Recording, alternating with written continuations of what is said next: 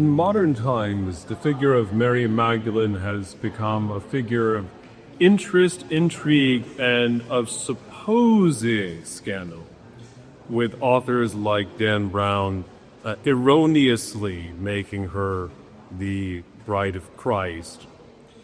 And yet, the biblical portrait of Mary Magdalene and the early church patristic record is far more interesting.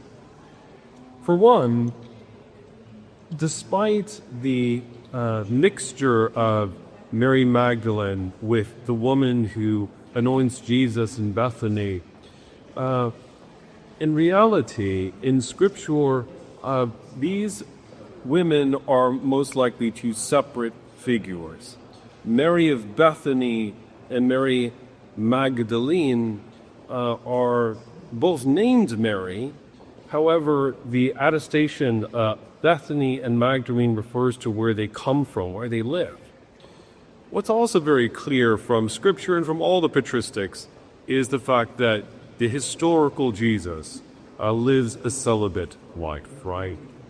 And so it is, Mary Magdalene is a follower, and yet not an ordinary follower.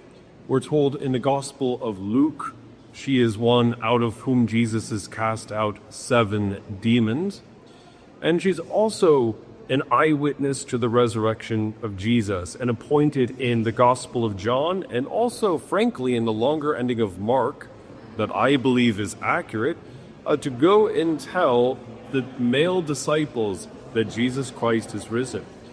This reliquary, this tooth reliquary from the 13 or 1400s, may be a piece of the historical Mary Magdalene who saw the bodily resurrection of Jesus. I'm aware our modern culture wants to make something of a taboo out of this figure, but this woman, whose relics we are in front of, changed the course of history.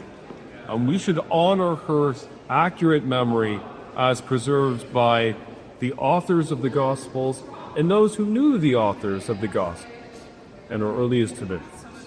May her own witness give us the courage to declare that Jesus Christ is indeed risen from the dead.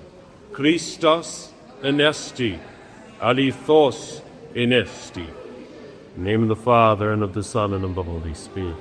Amen.